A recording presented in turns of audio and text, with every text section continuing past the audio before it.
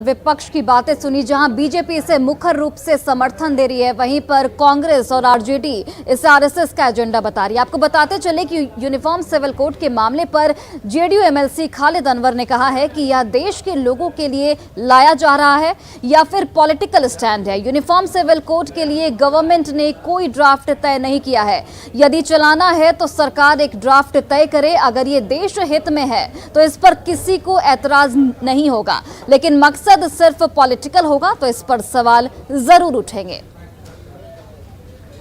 किसी का personal law किसी भी कम्युनिटी का उसको खत्म कर दिया जाएगा।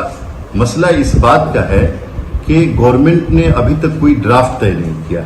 सबसे पहला काम ये होना चाहिए कि यूनिफॉर्म सिविल कोड अगर लाना है तो गवर्नमेंट एक ड्राफ्ट तय करे और जो स्टेक होल्डर्स हैं, चाहे वो सिख कम्युनिटी के लोग हों, क्रिश्चियन कम्युनिटी के लोग हों, जैन कम्युनिटी के लोग हों, बौद्ध कम्युनिटी के लोग हों, या हिंदुओं में जो मुख्तलिफ सेक्ट हैं, लिंगायत हैं या दूसरे सेक्ट हैं, कई सेक्ट हैं जिनके अलग अलग रस्म रिवाज हैं, उन रस्म रिवाज को कैसे एकोमोडेट किया जाएगा और क्या गवर्नमेंट चाहती है, किस तरह का ड्राफ्ट लेके आना चाहती है, किस तरह का कोड बनाना चाहती है, उसको लेकर के आए।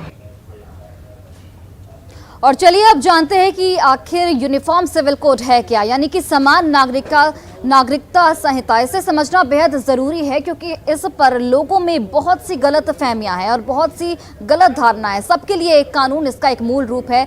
देश के से सभी लोगों के लिए एक समान कानून को समान नागरिक संहिता यानी कि कॉमन सिविल कोड कहा जाता है।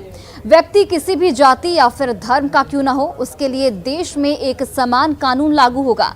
सालों से धार्मिक पर्सनल लॉ के स्थान पर समान नागरिक कानून लाने की मांग हो रही है।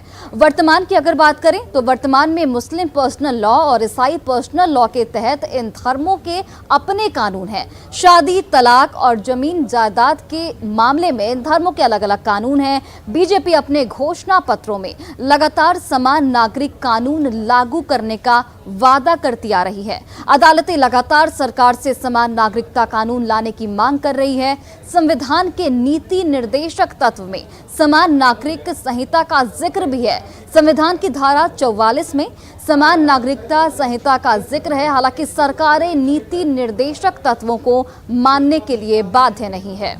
तो सबके लिए एक समान कानून आखिर क्यों जरूरी है, ये भी आपको बताते चले कि देश में सबके लिए एक समान कानून नहीं होने से अदालतों को दिक्कतें होती हैं। शादी, तलाक और जमीन जायदाद के मामलों को सुलझाने में परेशानी आती है। समान कानून नहीं होने से नागरिकों के बीच बराबरी की बात नहीं सोची जा सकती। धार्मिक अधिकारों के नाम पर लैंगिक या फिर जातीय गैर बराबरी को मंजूर ये कानून नहीं देती है। अब आपको समझाते हैं कि इस कानून पर आखिर विरोध क्यों हो रहा है। तो देखिए, धार्मिक अल्पसंख्यकों को धार्मिक अधिकार छीनने का इस कानून से डर होता है। मुस्लिम और ईसाई लोग इसे हिंदू कानून थोपने की कोशिश बताते हैं। समान नागरिकता कानून को धार्मिक अधिकार छीनने की कोशिश बताई जाती है और अब इस पर बिहार में जो सियासी घमासान है वो तेज हो गया।